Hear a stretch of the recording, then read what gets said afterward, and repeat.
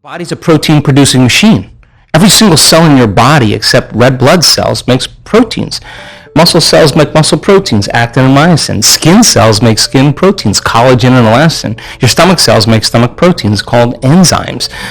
Your immune system makes immune proteins called antibodies or immunoglobulins. Your eye cells make eye proteins called keratin. So your body's a protein-producing machine. And in order for those cells to make proteins, a gene has to be regulated. So then they used to say genes create disease. Lie. It's an absolute lie. There's a very small percentage, about 5 to 1% of the people on the planet are born with a true genetic condition like type 1 diabetes. The other 95 to 99% is created from lifestyle or behaviors. Two identical twins sharing the same genome. One dies at 52, the other one dies at 88. Well, what happened there?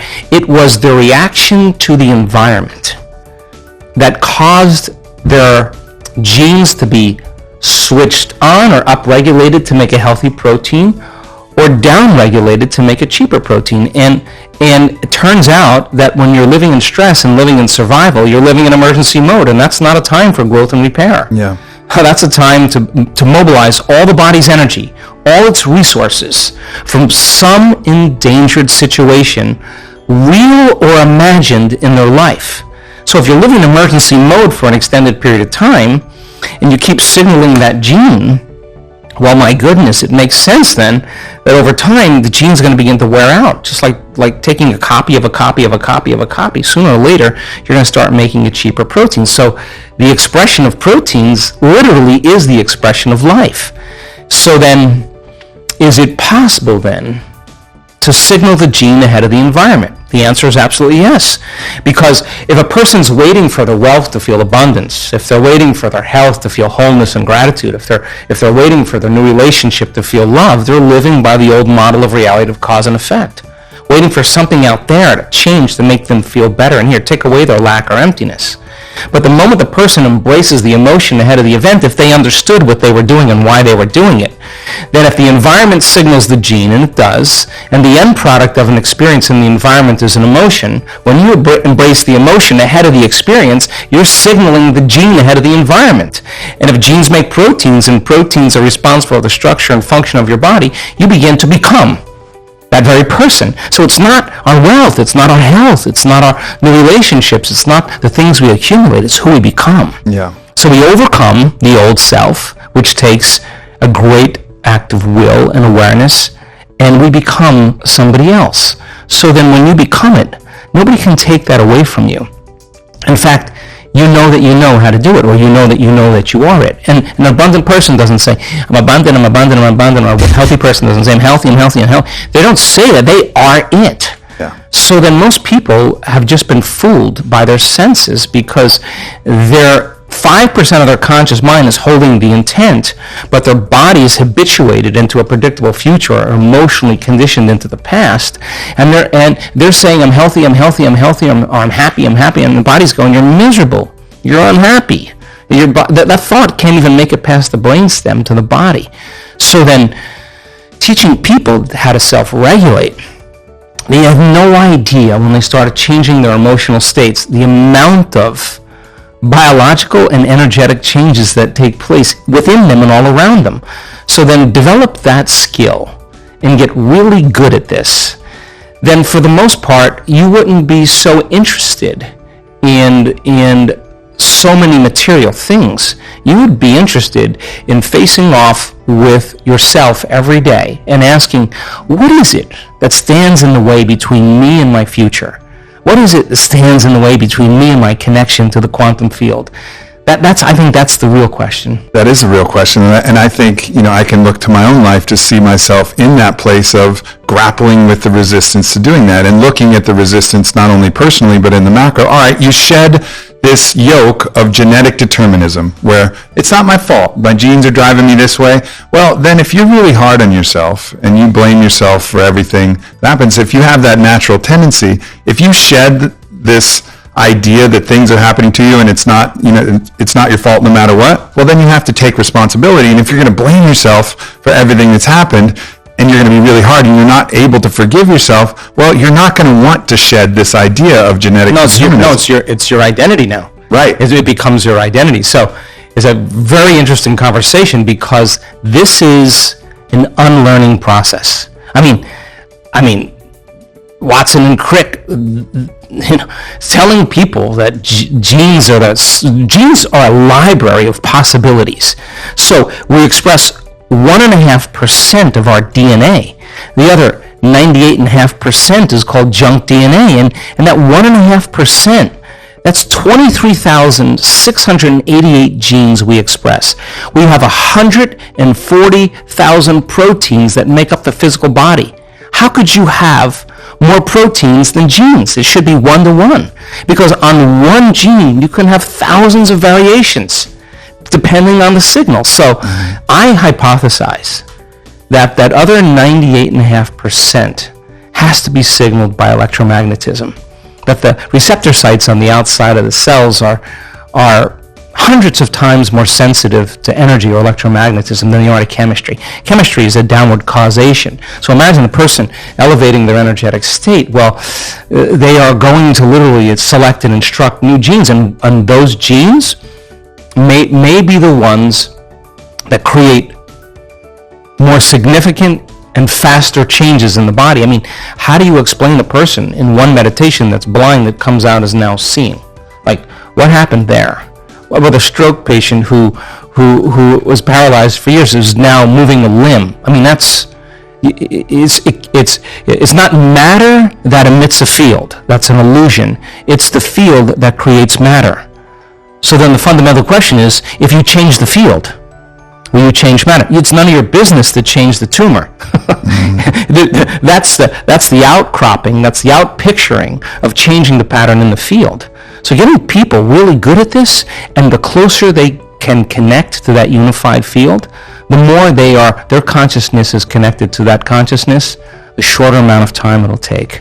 Yeah, and again, going back to that resistance, I mean, we started this discussion with that little piece that could cause resistance and maybe has caused resistance. Maybe me believing that loving life is a choice, and that little bit of sadness that brought those tears to my eyes when we were doing our brief meditation before the podcast, that little bit of sadness of like, wow, I could have been doing this whole time. I'm 38 and I've loved life sporadically and I've had a very blessed life. But if I would have chosen it, I could have been more passionate and I could have loved it even more. I could have loved the people that I loved. I could have loved the places, loved my family, loved the people that I've lost. I could have done all this. And then I'm like, oh no.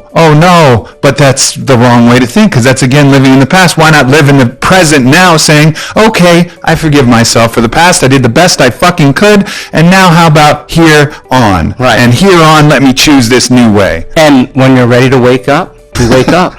And I believe I'm an eternal being. I believe I'm eternal. And in fact, all religions that you study always talk about you're going to be around for eternity, whether it's heaven or hell, whether it's karma or whatever, nirvana. Consciousness is going to exist. So you're going to be stuck with yourself for a very long time, which then begs the question, well, if I'm waking up now and it's 2019 and I have this healthy body and this charisma and I'm successful, my goodness, I'm going to use the same passion, the life that I've created with those great habits. And I'm going to turn it inward. And I'm going to bloom like a flower in a new way. Because, hey, someone did it at 33 years old. You're 38. Mm-hmm. So what? There are people in this group that we're about ready to do that are in their 80s. And they could be home watching Wheel of Fortune. And they're all in. And you can't tell me you're too old to do this work. We have people in their 80s and a few in their 90s. I've seen their brain scans, and they know how to do it. And you know what? They're happy. You can't tell me you're too sick to do this work any longer. We have really, really sick people that have reversed very serious health conditions and even genetic disorders that there were no solutions for in medical science. And there were days that they doubted themselves. And there were days that they didn't feel like doing their meditations. And there were days they were in so much fear because the doctors told them they were stupid and they were going to die. And there were days they could have excused themselves and said, I have too much going on, I'm too busy. And they could have excused themselves and not done the work. But guess what? They did it anyway. They overcame the conditions in their environment. They overcame their beliefs. They overcame those programs, the conditioning. They overcame their body. They overcame their fear. Their love for life started to become greater than their fear of death. That's just because they made the effort to turn the battleship around. And you can't even tell me that you're too overweight or too underweight or too out of shape. I've seen it on all shapes and sizes. You can't even tell me that you never meditated before. In fact, many times people who have never meditated before have the most profound readings because they're not trying to do anything or expect to do anything or doing it their way. They're just following what you tell them to do. And in their innocence, they run right into something really big. So what? At 38 years old, practicing this, you could say that my new goal is to live for 150 years in a body that's 38 or 48. And we're measuring telomeres. We have people, many people, their biological age is way different than their chronological age. They don't care that they're 38. Their body tells them they're 28. And why? Because they're working with down-regulating genes for disease and up-regulating genes for health every day. Why? Because they understand that they can. And if you don't understand that you can and you're ignorant, then it doesn't work. So then people who actually say, I'm going to experiment, I'm going to become the scientist with my life, I'm going to measure the effects of me at cause. That's how I live. I say, all right, I'm going to change my energy. I can tell you, nobody changes. In all the years I've been doing this, nobody changes until they change their energy. And when you change your energy, you change your life. And why not every day, instead of getting up and searching for your cell phone? 86% of the people that have a smartphone, the first thing they do when they wake up is they do their WhatsApp, their text, their Facebook. They take a picture of their feet, they post it on Facebook. Then they do their Instagram, take a picture of their cat, and then they link in and they check one email, the other email, they check the news, and now their attention on everything known in their life. They reaffirm their identity, and then they go through all those routine behaviors. 95% of them, they're not even present and conscious of. There's just a group of them. Or they're remembering their problems in their past. That's how they start their day.